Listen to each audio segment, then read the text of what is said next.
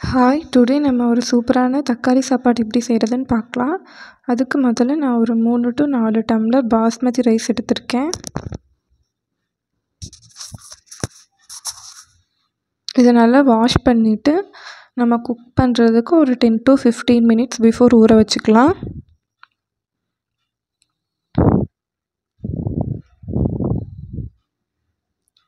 இது நல்லா ஊறட்டும்.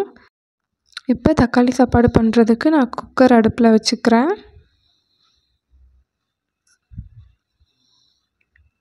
குக்கர் சூடான உடனே இதில் நான் ஆயில் ஊற்றிருக்கேன்.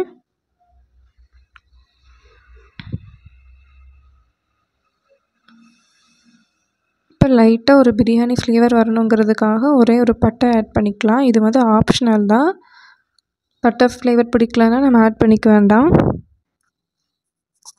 நிறைய பிரியாணி ஸ்பைசஸ்லாம் போட்டால் அது பிரியாணி மாதிரி ஸ்மெல் வந்துடும். பிரியாணி பாதி தக்காளி சாப்பாடு பாதி அந்த மாதிரி இருக்கணுங்கிறதுக்காக போட்டிருக்கேன். இப்போ 2 பெரிய சைஸ் வெங்காயத்தை கட் பண்ணி போட்டிருக்கேன். வெங்காயம் நிறைய போட போட தக்காளி சாப்பாடு நல்லாயிருக்கும். வெங்காயம் நல்லா வதங்கட்டும்.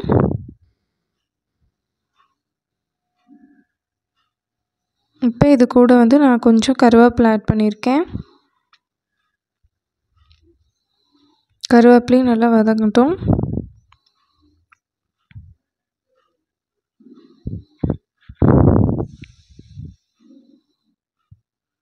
இப்போ இது கூட கொஞ்சம் கொத்தமல்லி தழை, இது வந்து நல்லா ஃப்ளேவராக இருக்கும், அதுக்காக ஆட் பண்ணியிருக்கேன். நம்ம பிரியாணிலேயும் வந்துட்டு கொத்தமல்லி தழை ஆட் பண்ணுவோம். இப்போ நம்ம இதுக்கு தக்காளி சாப்பாடுக்கு அரைக்கிறதுக்கு எடுத்துக்கலாம். ஒரு 4 to 5 தக்காளி, நல்லா பழுத்த தக்காளியாக இருந்தால் நல்லாயிருக்கும்.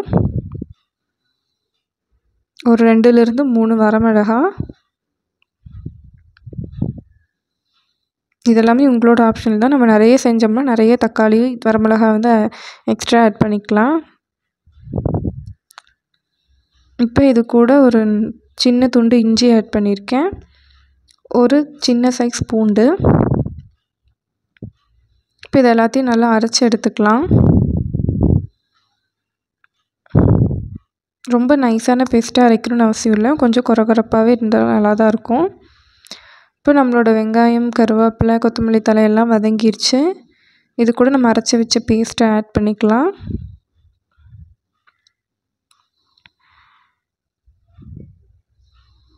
ஆட் பண்ணி கொஞ்சம் தண்ணி ஆட் பண்ணி நல்லா வதங்கட்டும். இந்த பேஸ்ட் வந்துட்டு இஞ்சி பூண்டு எல்லாமே நம்ம இப்போ தானே ஆட் பண்ணியிருக்கோம், எல்லாமே பச்சை வாசம் போகிற அளவுக்கு வதங்கணும். அப்போ தான் வந்துட்டு தக்காளி சாப்பாடு நல்லாயிருக்கும். இப்போ நான் தண்ணி ஊற்றி கொதிக்க வச்சிட்ருக்கேன்.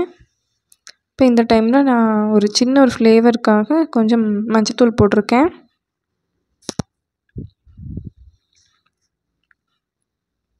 வேறு எந்த ஒரு மசாலாவுமே இதில் ஆட் பண்ண கிடையாது. வெறும் வரமிளகா, இஞ்சி பூண்டு அது மட்டும்தான். இப்போ இந்த தக்காளிக்கு வதங்கிறதுக்காக உப்பு ஆட் பண்ணியிருக்கேன்.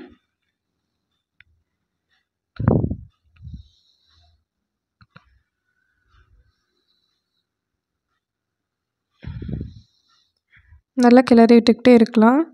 நல்லா வதங்கிருச்சு. இப்போ நம்ம தண்ணி ஊற்றிட்டு நம்ம ஊற வச்சுருக்கோம் இல்லைங்களா அரிசி, அதை கழுவி வந்து ஆட் பண்ணிக்கலாம். நான் வந்து தண்ணி இன்றைக்கி வந்து கொஞ்சம் நிறையவே ஆட் பண்ணியிருக்கேன். ஏன்னா எனக்கு கொஞ்சம் பையன் சாப்பிட்ணும், அதனால் ரொம்ப வித விதையாக வேணாம் அப்படின்ட்டு கொஞ்சம் நிறைய ஆட் பண்ணியிருக்கேன்.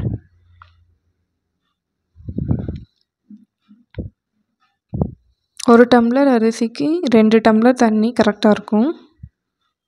ரொம்ப கம்மியாக வச்சோம்னா கீழே வந்துட்டு ஒரு லேயர் வந்து அடி பிடிச்சிரும்.